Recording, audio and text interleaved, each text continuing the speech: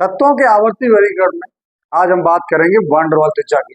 जैसा कि हमने लास्ट लेक्चर में देखा था कि जो बाएं से दाएं जाने पर आवर्त के अंदर परमाणु त्रिज्या का मान घटता है, वो क्यों घटता है, और साथ ही बात कर रहे थे कि जो अक्रिय गैसें हैं इनकी जो त्रिज्या है वो इस सबसे ज्यादा होती है। ऐसा क्यों था, तो हमने बात करी थी कि ये धातु हैं तो यह धातु त्रिज्या देखी जाएगी, और ये अधातु हैं तो इनमें कौन सी त्रिज्या देखी जाएगी, सहसंयोजक त्रिज्या। तो अधातुओं की जो सहसंयोजक त्रिज्या है वो कम होगी, क्योंकि सहसंयोजक बंध जो होता है वो ओवरलैपिंग से बनता है।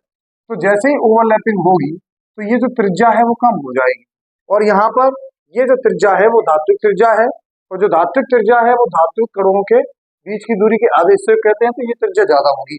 तो धातुओं की त्रिज्या ज्यादा है और अधातुओं की त्रिज्या क्या है दोस्तों, कम है। इसलिए बाएं से दाएं आने पर ये त्रिज्या घट रही थी। लेकिन जो अक्रिय गैस हैं इनकी त्रिज्या क्यों बढ़ जाती है, तो इसके बारे में हमने कहा था, क्योंकि अक्रिय गैसों में जो त्रिज्या देखी जाती है न तो धात्विक त्रिज्या देखी जाती है न वो सहसंयोजक त्रिज्या देखी जाती है, वो देखी जाती है वैन डर वाल त्रिज्या।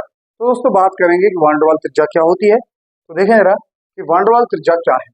तो वैन डर वाल त्रिज्या है कि जो गैस के कण होते हैं उनके बीच की दूरी के आधे भाग को, जो गैस के पार्टिकल हैं उनके बीच की दूरी के आधे भाग को वैन डर वाल त्रिज्या कहते हैं। जैसे अब नियॉन की बात करें तो नियॉन के जो पार्टिकल है उनके बीच की दूरी का आधा हिस्सा करें और उसी को हम वैन डर वाल त्रिज्या कहें। तो देखो गैस के पार्टिकल होते हैं बहुत दूर दूर, अगर गैस के पार्टिकल बहुत दूर दूर होते हैं तो इनकी त्रिज्या क्या हो जानी चाहिए, ज्यादा हो जानी चाहिए। तो सेम लॉजिक यहाँ पर है। तो बाएं से दाएं आने पर त्रिज्या जो होती है वो घट जाती है, और यहाँ तक घटेगी और यहाँ पे जाके बढ़ जाएगी, क्योंकि ये कौन सी त्रिज्या है, वैन डर वाल। यहाँ पे कौन सी त्रिज्या है, धात्विक त्रिज्या। यहाँ पे कौन सी त्रिज्या है, सहसंयोजक त्रिज्या। लोग इसे अपवाद कह सकते हैं, कुछ भी कह सकते हैं, लेकिन ये कोई अपवाद नहीं है, बस कंसेप्ट को थोड़ा सा समझने की बात है। क्योंकि यहाँ जो त्रिज्या है वो परमाणु त्रिज्या नहीं होती है, यहाँ पर ये धात्विक त्रिज्या है, ये सहसंयोजक त्रिज्या है, और यहाँ पर वैन डर वाल त्रिज्या है। तो देखते हैं आगे की कहानी कि आगे क्या है। तो अब हम बात करेंगे आयनिक त्रिज्या के बारे में। एक हमने बात करी धात्विक त्रिज्या की, एक सहसंयोजक त्रिज्या की, और एक वैन डर वाल त्रिज्या की, और एक स्पेशल त्रिज्या है जिसका नाम है आयनिक त्रिज्या। आयनिक त्रिज्या और धात्विक त्रिज्या में क्या अंतर होता है ये भी समझेंगे। देखिए कैसे, किसी आयनिक क्रिस्टल में किसी परमाणु आयन की जो त्रिज्या है उस त्रिज्या को हम आयनिक त्रिज्या कहते हैं। तो क्या अंतर है धात्विक त्रिज्या में और आयनिक त्रिज्या में, तो आप देखेंगे कि जो धात्विक त्रिज्या है वो धातु के कणों के बीच की दूरी के आधे भाग को धात्विक त्रिज्या कहते हैं। लेकिन जो आयनिक त्रिज्या है वो किसी आयनिक क्रिस्टल के अंदर किसी एक आयन की त्रिज्या को हम आयनिक त्रिज्या कहते हैं। इस तरीके से हमने देखा कि आयनिक त्रिज्या और धात्विक त्रिज्या थोड़ी अलग अलग है। ये जो त्रिज्या है वो थोड़ी कम होगी, इसकी वैल्यू क्या आएगी, कम आएगी आयनिक त्रिज्या की, और इसकी वैल्यू क्या आएगी, धात्विक त्रिज्या की कुछ ज्यादा आएगी। क्यों ज्यादा आएगी, क्योंकि यहाँ पर फोर्स ऑफ अट्रैक्शन कम है, तो ये कट दूर दूर होंगे तो ये त्रिज्या हमेशा ज्यादा आएगी।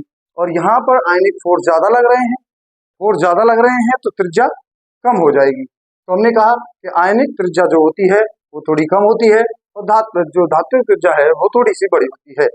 अब हम बात करेंगे कि जो धात्विक त्रिज्या है और जो आयनिक त्रिज्या है उनको कैसे वेरिएट करते हैं। जैसे अगर हम Z/E, एक फैक्टर होता है Z/E का फैक्टर, अगर ये Z/E का फैक्टर ज्यादा है, अगर ये वैल्यू ज्यादा दे रहा है, इसका मतलब आयनिक त्रिज्या कम हो जाएगी। जैसे अगर हम Na+, Mg2+ और Al3+ इन तीनों की आयनिक त्रिज्याओं का कंपैरिजन करें, तो अगर वो आयनिक त्रिज्याओं का कंपैरिजन करेंगे तो ये जो त्रिज्या है इस पे Z/E की वैल्यू निकालें, यहाँ पर Z/E निकालें, यहाँ पर Z/E निकालें। तीनों में अगर Z/E निकालेंगे तो यहाँ पर ये 11/10 आएगा, क्योंकि 11 इसका परमाणु क्रमांक है, इस पर इलेक्ट्रॉनों की संख्या 10 है, यहाँ पर 12 इलेक्ट्रॉन है, और यहाँ पर 12 इसका परमाणु क्रमांक है, 10 इलेक्ट्रॉन है, यहाँ पर इसका 13 परमाणु क्रमांक है, 10 इलेक्ट्रॉन है। तो देखिए जरा, अब हम इनकी त्रिज्याओं की तुलना करें तो ये ज्यादा वैल्यू किस में देगा, 1.3 में देगा। तो हमने कहा Z/E ज्यादा वैल्यू देगा तो जो त्रिज्या हो जाएगी वो छोटी हो जाएगी। तो हम आयनिक त्रिज्या को कैसे डिफ्रेंशिएट कर सकते हैं, कैसे बता सकते हैं कि कौन सी वैल्यू ज्यादा है कौन सी वैल्यू कम है। तो Z/E की वैल्यू ज्यादा होगी तो जो त्रिज्या होगी वो छोटी हो जाएगी, Z/E की वैल्यू कम होगी तो त्रिज्या छोटी हो जाएगी। तो जैसे जैसे Z/E की वैल्यू बढ़ेगी तो त्रिज्या घट जाती है। तो आगे की क्लासों में हम बात करेंगे कि आयनन विभव क्या होता है और आयनन विभव को प्रभावित करने वाले कारक क्या होते हैं।